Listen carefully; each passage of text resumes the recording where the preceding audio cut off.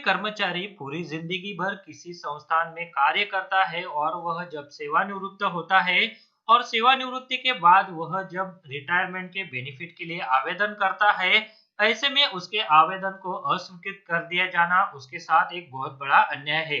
क्योंकि पूरी जिंदगी भर सेवा देने के बाद उसको सेवानिवृत्ति के बाद मिलने वाले जो बेनिफिट है तो वो दिए जाने से मना कर देना, यह उसके साथ एक बड़ा अन्याय है। ऐसा ही एक मामला हाल ही में दिल्ली हाईकोर्ट में दाखिल किया गया था।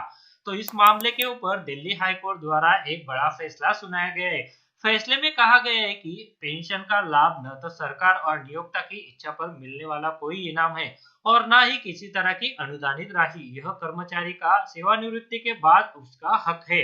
तो यह दिल्ली हाई कोर्ट से ये जो बड़ा अपडेट एक रिटायर्ड कर्मचारी के हक में दिया गया है, तो उसी के बारे में आज मैं आपको इस वीडियो में पूरी जानकारी देने वाला हूँ। नमस्कार, मेरा नाम है योगेश और आप जिस वीडियो को अभी देख रहे हैं तो उस वीडियो में हम दिल्ली हाई कोर्ट द्वारा ये जो बड़ा फैसला एक सेवानिवृत्त कर्मचारी के हक में सुनाया गया है, तो उसके बारे में मैं आपको पूरी जानकारी देने वाला हूँ। तो जी हाँ, इसी तरह से हम आपके लिए कर्मचारियों से जुड़े हुए, पेंशन धारकों से जुड़े हुए सारे अपडेट लाते रहते हैं। इसके लिए अगर आपने चैनल को अभी तक सब्सक्राइब नहीं किया है तो वीडियो के नीचे जो रेड कलर का बटन है तो उससे प्रेस करके आप चैनल को अभी सब्सक्राइब करके रख लीजिए, ताकि भविष्य में आपसे संबंधित अगर कोई अपडेट आता है तो उसका नोटिफिकेशन आपको सबसे पहले मिल सके।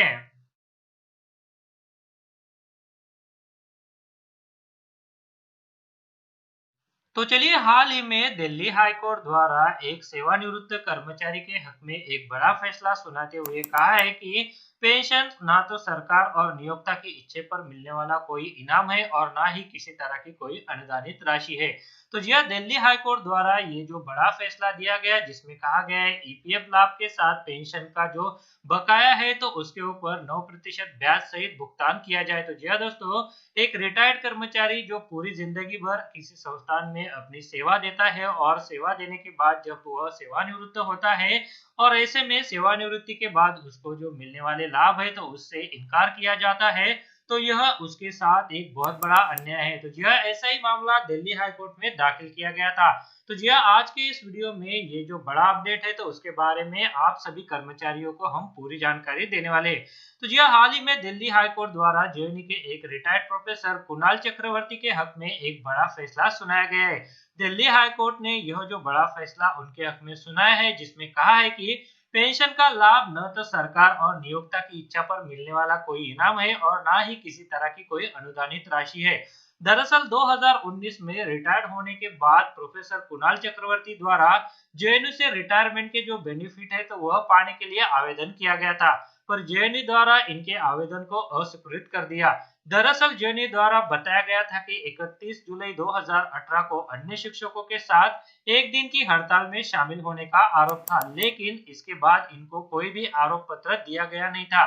उच्च न्यायालय ने कहा कि ऐसे मामले में रोक लगाना उचित नहीं है।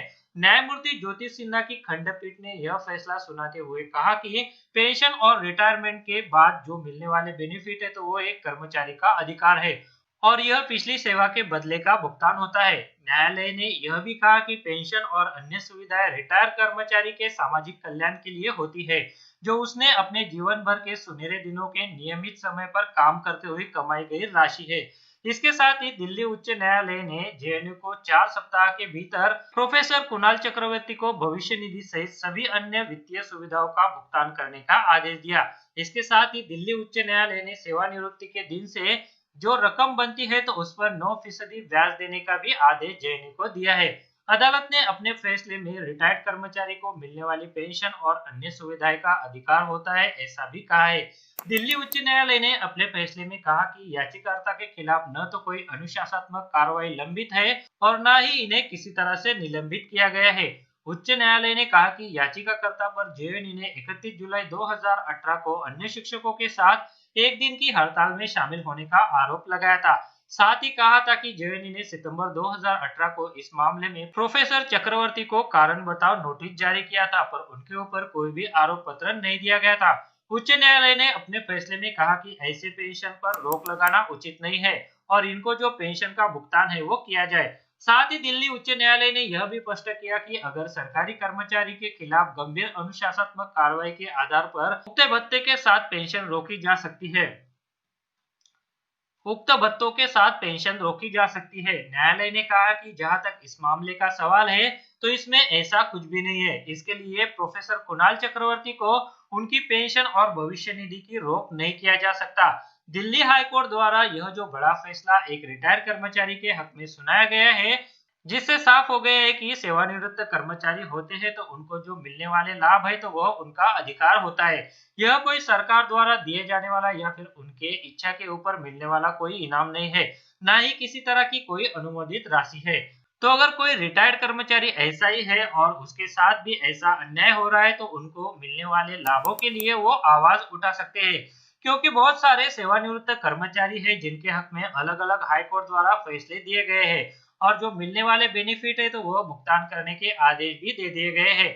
तो जी हाँ, दिल्ली हाईकोर्ट द्वारा यह जो रिटायर्ड प्रोफेसर है तो उनके हक में एक बड़ा फैसला देते हुए उनको जो ईपीएफ सहित पेंशन के मिलने वाले लाभ है, साथ में जो बकाया बनता है, तो उस बकाया के ऊपर 9% ब्याज सहित भुगतान करने के आदेश दिल्ली हाईकोर्ट द्वारा जेएनयू को दिए गए हैं। तो जी हाँ, रिटायर्ड कर्मचारी के हक में दिल्ली हाईकोर्ट द्वारा ये जो बड़ा फैसला सुनाया गया था, तो उसी फैसले के बारे में आज मैंने आपको इस वीडियो में जानकारी दी।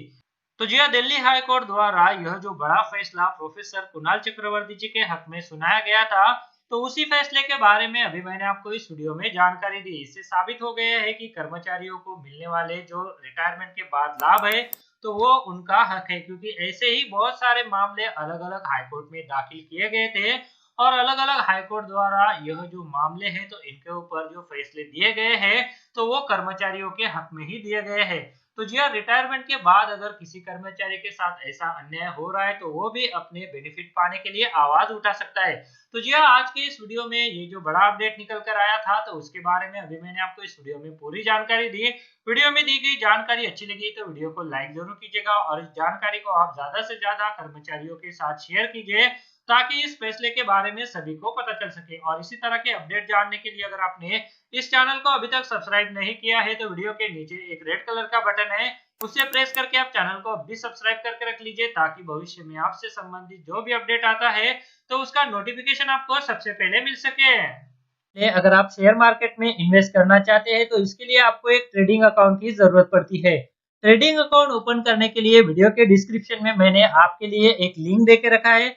उस लिंक पर क्लिक करके अगर आप ट्रेडिंग अकाउंट ओपन करते हैं, तो उस ट्रेडिंग अकाउंट ओपनिंग के लिए आपको कोई भी चार्जेस देने की जरूरत नहीं है, साथ में कोई भी एनुअल फी देने की जरूरत नहीं है। और जब भी आप इक्विटी में शेयर खरीदेंगे या फिर बेचेंगे, तो उसके ऊपर आपको कोई भी ब्रोकरेज देने की जरूरत नहीं है।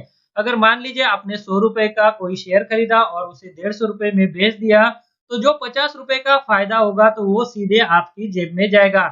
इसके ऊपर जो है वो आपको कोई भी ब्रोकरेज चार्जेस देने की जरूरत नहीं है, कोई भी यहाँ पर आपको चार्जेस नहीं है। तो इसके लिए अगर आप अकाउंट ओपन करना चाहते हैं, तो वीडियो के डिस्क्रिप्शन में मैंने एक लिंक दिया हुआ है, तो उस लिंक पर क्लिक करके आप घर बैठे ऑनलाइन एक डीमैट अकाउंट ओपन कर सकते हैं। तो चलिए अभी वीडियो में आगे बढ़ते हैं।